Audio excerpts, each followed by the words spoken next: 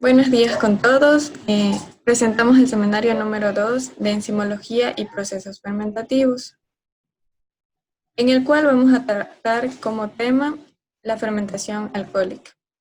Los integrantes de este grupo son Leslie Taimal, Diego Cotacachi y quien les habla, Marcia Feijó.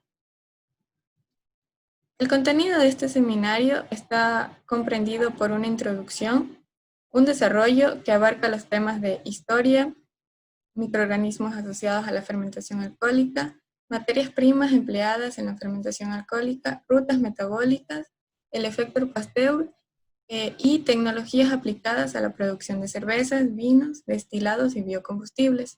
Y por último, las conclusiones. A manera de introducción, primero vamos a definir qué es la fermentación. La fermentación es un proceso catabólico de oxidación incompleta, que no requiere de oxígeno y cuyo producto final es un compuesto orgánico. Este proceso se caracteriza por ser de carácter anaeróbico, es decir, que se da en ausencia de oxígeno, lo que implica que el aceptor final de electrones del NADH producido en la glicólisis no sea el oxígeno, sino un compuesto orgánico. Según los productos finales de la fermentación, estas tienen varios tipos, y los cuales tienen un sinnúmero de aplicaciones en varias industrias, tales como elaboración de alimentos, bebidas alcohólicas, combustibles, entre otras. En este caso vamos a hablar de la fermentación alcohólica, la cual es un proceso anaeróbico originado por la actividad de algunos microorganismos, como levaduras y bacterias, que procesan los hidratos de carbono como azúcares, almidones, entre otros, para obtener como producto final etanol, dióxido de carbono y moléculas de adenosintrifosfato, ATP, que son consumidos por microorganismos en su metabolismo celular.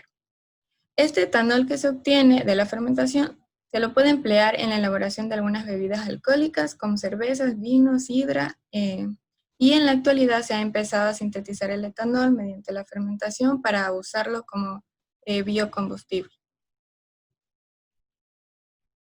Ahora, comentando un poco de la historia, tenemos que desde tiempos prehistóricos la humanidad practicaba la fermentación alcohólica. También hay evidencia de que en Egipto, como podemos observar en las imágenes, ya estaba establecida la producción de cerveza a base de cereales, y en Tebas se practicaba el pisado de las uvas y vinificación. Ya más adelante, con el advenimiento de los descubrimientos químicos, en el año de 1815, el investigador francés Joseph Gade fue el primero en determinar una reacción de fermentación, obteniendo etanol a partir de la fermentación de la glucosa. Para 1818 se descubre que las levaduras, organismos unicelulares, son causantes del proceso de fermentación. Sin embargo, a pesar de todos estos logros, no se tenía claro los fundamentos de la fermentación. Fue Louis Pasteur que con su teoría vitalista planteó que la fermentación era una actividad química ligada a la vida. Y para 1857 asoció la fermentación con microbios. En 1875 demostró que la fermentación era un proceso anaeróbico y que estaba ligado a los microbios. Además, que en el suministro de energía de esta fermentación era derivada de la degradación parcial de la materia orgánica. En 1897, Edward Buchner descubrió que la sacarosa puede ser fermentada en alcohol por extractos libres de células de levaduras y acuñó el término cimasa para describir la enzima. En 1904, Harden mostró que la cimasa perdía sus propiedades fermentativas bajo condiciones de diálisis, ya que la fermentación dependía de una sustancia de bajo peso molecular que se quedaba retenida en los finos poros de la membrana de diálisis. Es así que la denominaron cocima. Ya para 1935, Otto descubre que la coenzima NADH juega un papel muy importante en el proceso de fermentación. Por último, los avances a partir del siglo XXI se centran en la mejora de los procesos industriales de fermentación alcohólica y la optimización del rendimiento industrial. ya sea mediante la buena selección de cepas de levaduras o otros microorganismos, o también acoplando condiciones de temperatura, pH, concentración óptimas, o utilizando tecnologías como bioreactores. Bueno, yo les voy a hablar sobre los microorganismos asociados a la fermentación alcohólica.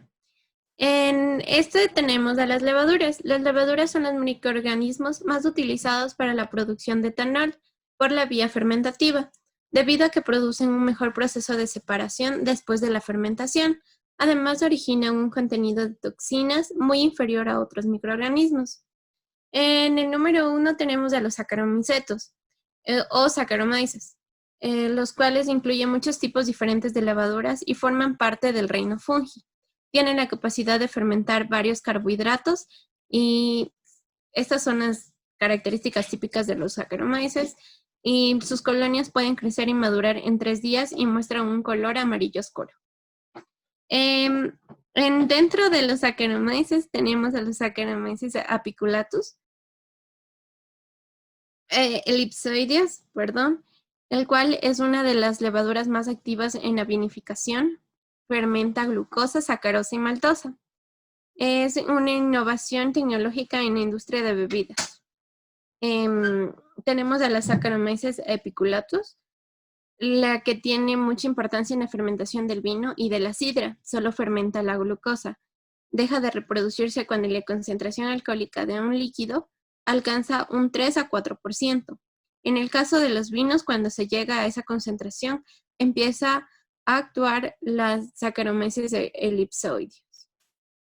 Tenemos como otro tipo la Saccharomyces cerevisiae, es una levadura, un hongo unicelular del grupo de los ascomicetos. Se desarrolla en el mosto de la cerveza.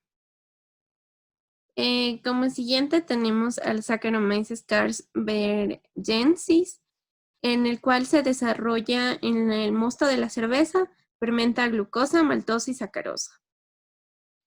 También tenemos a los Saccharomyces pastorianus, y hay 3 variedades. Una de ellas produce vinos secos de sabor áspero, las otras actúan sobre la cerveza, produciendo líquidos turbios y de sabor amargo. Y tenemos la huila anómala, en la cual forma velo gris en la superficie de los líquidos y produce olor a esencias y frutas. Fermenta la glucosa, pero no descompone la maltosa y sacarosa. Tenemos también a los que no son parte de los Saccharomycetos, que son Saccharomycetos pombe, el cual es una levadura capaz de metabolizar el ácido málico, dando lugar a etanol, fermentación maloalcohólica. Sin embargo, si permanece en el vino una vez terminada la fermentación, puede producir alteraciones del mismo. Este problema queda resuelto con Promalic, una levadura Saccharomyces pombe, encapsulada en una doble capa de perlas de alginato que se añade al inicio de la fermentación y se puede retirar fácilmente cuando se alcanzan los niveles deseados de ácido málico. Tenemos también a la torula, la cual forma velo en los líquidos fermentados, comunicando sabores amargos y desagradables. Tenemos a la Mycoderma vini y la Mycoderma cerevisiae. Estos producen también velo en la superficie de los líquidos. El primero es aerobio, transformando el alcohol en CO2 y agua, flores del vino. Entre las bacterias tenemos que la Pseudomonas mobilis es la única especie de bacteria capaz de utilizar la vida de Ender Deuterov anaeróbicamente y por tanto solo produce un mol de ATP por mol de sustrato utilizado, pero acompañado de estos beneficios exhiben el ya mencionado comportamiento no lineal y oxidatorio. Teniendo en cuenta dicho comportamiento, sus altos rendimientos de etanol comparados con los de otros microorganismos.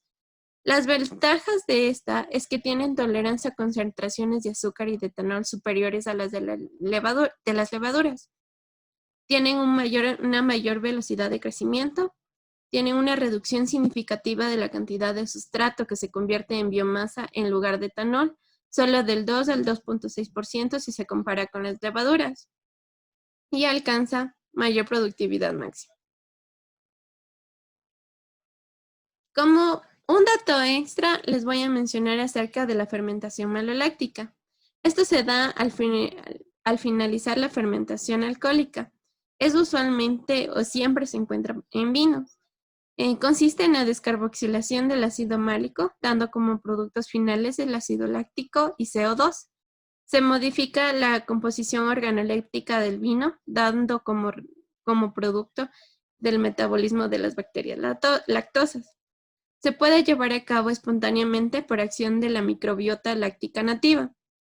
La fermentación maloláctica se puede llevar a cabo espontáneamente por acción de la microbiota láctica, como lo antes mencionado, nativa de las bacterias lácticas, presentes en hojas, tallos, en la superficie de la valla y en equipos en la bodega.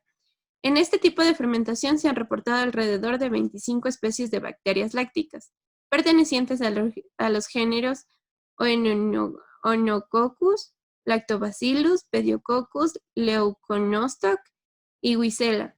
Estas bacterias lácticas están presentes en todos los procesos en la elaboración del vino. Pueden seguir el siguiente. Sin embargo, al comienzo de la fermentación alcohólica, existe un descenso paulatino en la población de las bacterias lácticas. Esta dinámica entre las poblaciones de levaturas y bacterias lácticas es comúnmente encontrada durante la vinificación, como lo antes mencionado, ya que existe un aumento en la concentración de etanol, descenso de pH y una fuerte competencia de nutrientes con las levaduras. La adición de SO2 en dosis comúnmente utilizadas antes de la fermentación alcohólica, que varía de 3 gramos por litro, y también repercute en una reducción significativa en la población de bacterias lácticas. Por lo que, sumado a lo anterior, solo un número reducido a las bacterias lácticas logra desarrollarse de forma exitosa.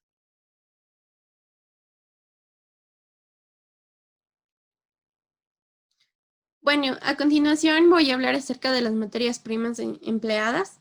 Primero tenemos la producción de etanol, es por la fermentación de materias primas ricas en carbohidratos, especialmente de azúcar, almidón, celulosa.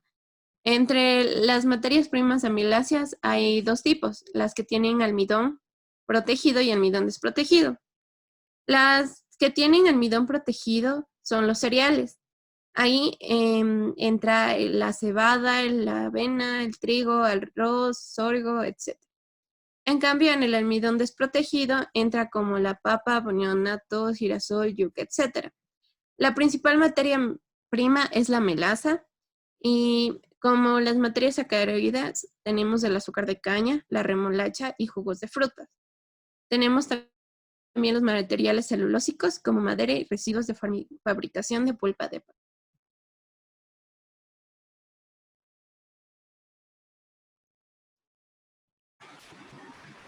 Bueno, ahora les voy a hablar un poco de la ruta metabólica.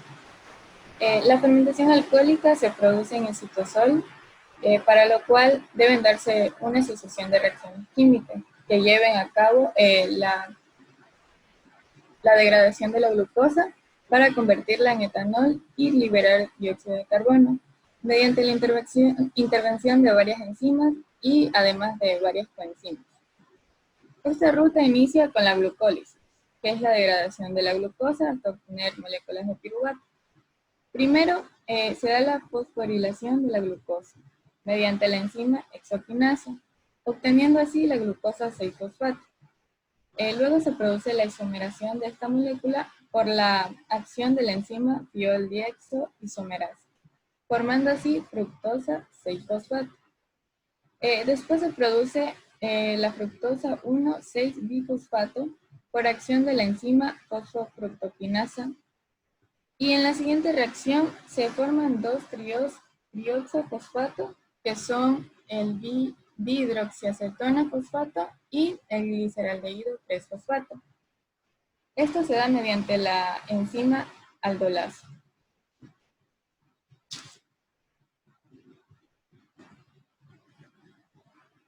Luego tenemos que en este punto también se da la isomeración de la dihidroxiacetona a, al gliceraldehído 3-fosfato. De esta manera, de aquí en adelante las reacciones serán dobles. A continuación se da la oxidación del gliceraldehído 3-fosfato y la reducción de la coenzima NAD+ a NADH mediante la enzima gliceraldehído fosfato deshidrogenasa, obteniendo así el 1,3-difosfato glicerato. Esta molécula luego es desfosforilada por la enzima fosfogliceraldehído quinasa y se convierte en 3-fosfoglicerato. Después se produce la isomeración de la misma por acción de una mutasa, formando 2-fosfoglicerato. En la siguiente reacción, la enzima enolasa hace que se forme un doble enlace, eliminando una molécula de agua y obteniendo fosfoenolpiruvato, el cual después se despoja de un grupo fosfato, dando lugar a la formación de piruvato, mediante la enzima piruvato quinasa. A continuación, el piruvato se descarboxila por acción de la enzima piruvato descarboxilasa, liberando dióxido de carbono y formando acetaldehído.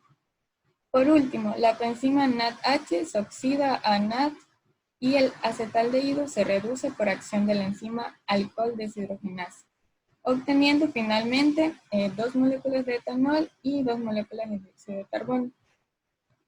Esto es con respecto a la vía que siguen las levaduras. Sin embargo, existe una vía, la cual se denomina Eckner-Duro, que es llevada a cabo por la bacteria gram negativa Simonas mobilis. En la imagen podemos observar algunas diferencias. En esta vía, la glucosa es metabolizada a 6-fosfato-glucanato. La reacción novedosa de esta ruta es la deshidratación del 6-fosfato-glucanato, dando lugar al 2-ceto-3-dioxi-6-fosfato-glucanato, que luego sufre una ruptura formando 3-gliceraldehído-fosfato y piruvato, los cuales luego son metabolizados de manera similar a la ruta de las levaduras, que antes fue explicada.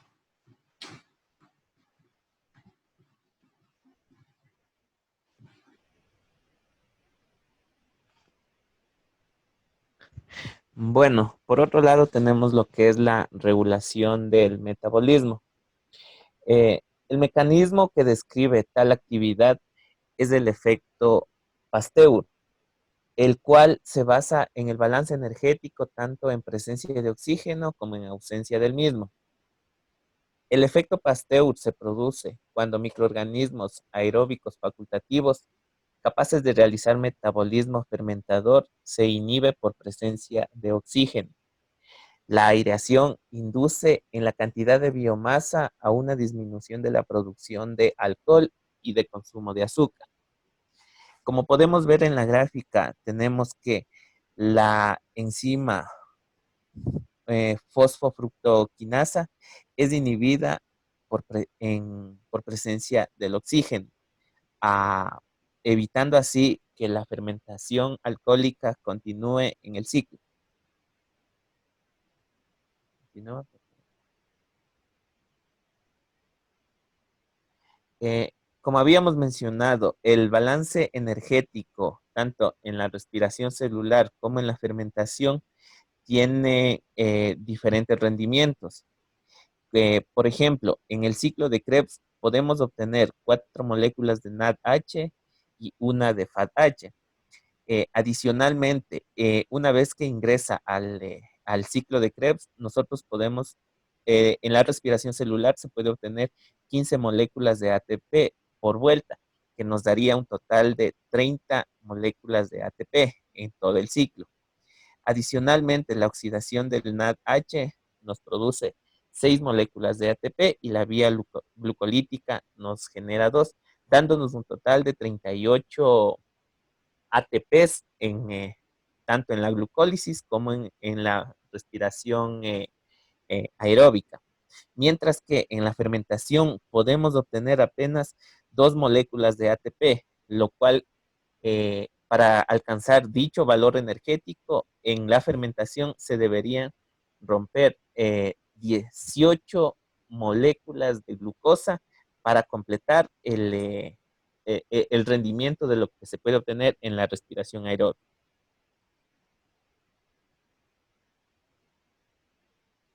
Entonces, en las bacterias podemos tener que cuando una bacteria se encuentra en aerobiosis, genera radicales libres, los cuales pueden ser superóxidos.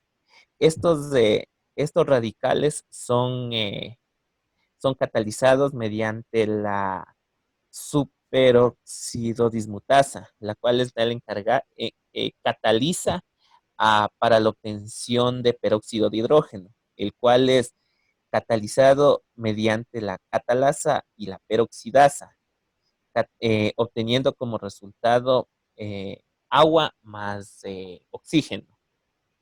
Por otro lado, tenemos en la anaerobiosis, en la cual las bacterias anaeróbicas facultativas bloquean la fermentación en presencia de oxígeno, lo que conlleva a un consumo reducido de glucosa y menos acumulación de lactato.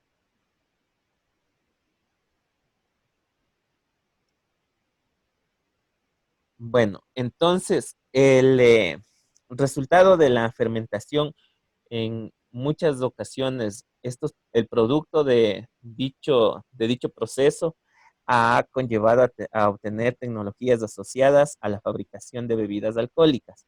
Tal es el caso de la obtención de la cerveza. Para la obtención de la cerveza, nosotros empezamos con lo que es la primera etapa, que consiste en el malteado, el cual consiste en realizar la germinación de los cereales, que los cuales pueden ser cebada, arroz, maíz, entre otros, los cuales son ricos en azúcares. El proceso del malteado tiene las siguientes etapas, como es la limpieza del grano, el remojado de 2 a 3 días con un 45% de humedad. Luego tenemos la germinación, que se le debe guardar a temperaturas óptimas, las cuales están alrededor de los 15 grados centígrados. En este proceso se permite que la síntesis de enzimas eh, empiecen a realizar un ciclo de activación para la posterior fermentación. Luego tenemos el secado y el tostado, lo cual permitirá dar la consistencia al producto, que en este caso sería la cerveza, tanto en color, aroma, estilo, sabor, olor, y esto también implica el tiempo de conservación. Y posteriormente tenemos el desgerminado, el cual se llega ya para la obtención posterior a lo que veremos a continuación. Bueno, una vez que ya hemos completado con el proceso del malteado, como podemos ver en la figura, luego del tueste del grano, entra el proceso de la molienda. En este proceso nosotros rompemos la estructura de los granos para poder liberar los azúcares presentes. A continuación, en el macerado, nosotros lo que hacemos es permitimos la activación enzimática para que los azúcares presentes en este caso en la cebada, permitan obtener un, un correcto resultado del alcohol que nosotros queremos. A continuación, en el proceso de cocción, podemos añadirle a lo que es a la, a la cerveza tanto el aroma, el sabor o el amargor. Posterior a esto viene un proceso de enfriado, el cual nosotros con eso permitimos eh, eh, darle a las levaduras el ambiente óptimo para su posterior proceso fermentativo. A continuación de eso tenemos el proceso de maduración y a continuación el embotellado.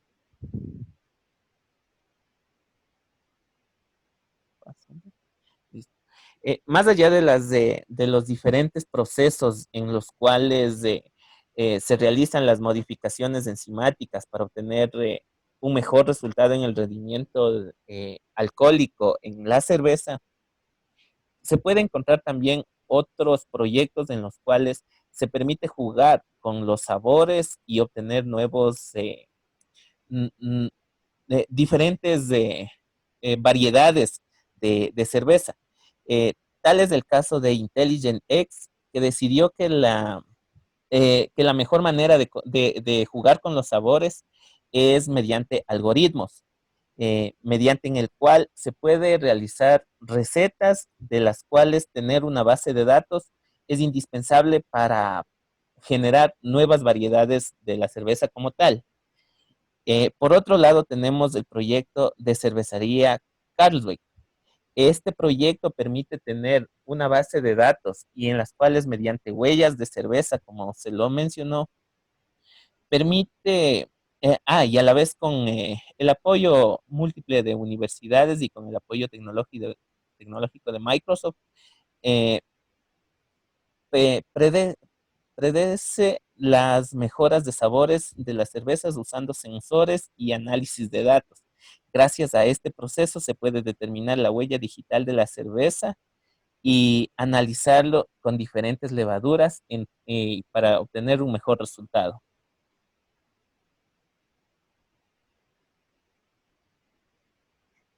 Eh, Otro de los procesos de los cuales el proceso fermentativo ha permitido industrializar es en la obtención de vinos, el cual se obtiene mediante procesos similares a la obtención de la cerveza. Sin embargo, en este proceso, la fermentación del vino se compone de una secuencia de técnicas que involucran procesos físicos, en los cuales interviene lo que es de la molienda y el prensado de la materia prima, y los biológicos, que tenemos la fermentación, la estabilización y conservación para posterior anejamiento en las barricadas. Como podemos ver en el esquema, tenemos una secuencia en las cuales nosotros podemos obtener a partir de frutas. Como tal, tenemos ahí la elaboración del vino tinto. Y podemos ver hasta el proceso del embotellado, lo cual constituye un producto muy apetecible para el mercado.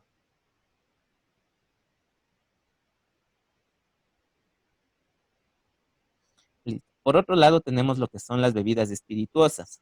Estas bebidas se caracterizan por un proceso a continuación del proceso fermentativo, eh, lo cual viene acompañado de un producto destilado de acuerdo al punto de ebullición, entre los cuales podemos obtener el ron, el whisky, la tequila o el licor.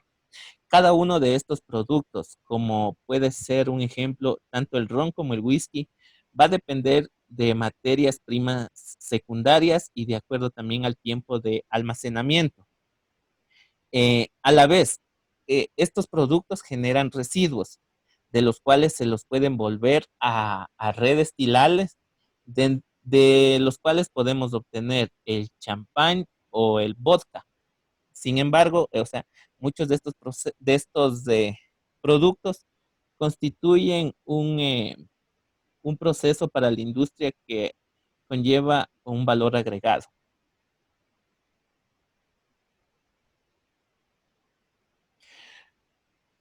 Por otro lado, tenemos lo que son los biocombustibles.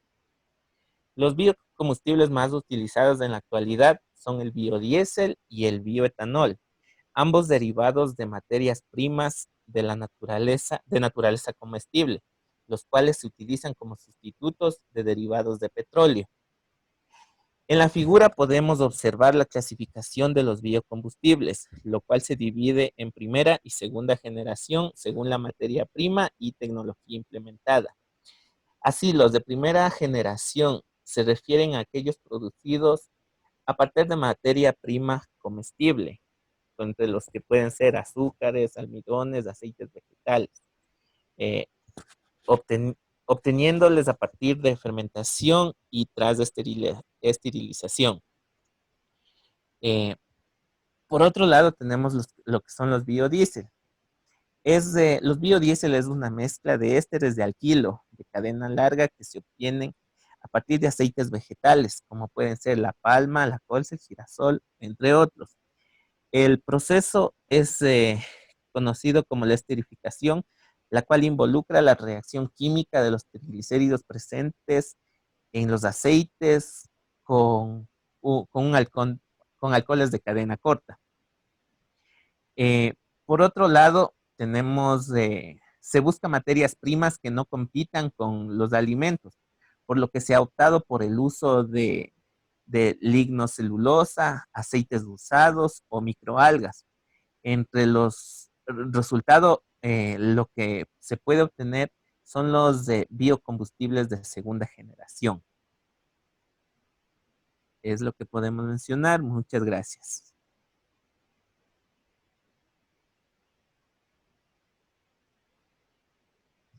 En el proceso de fermentación alcohólica.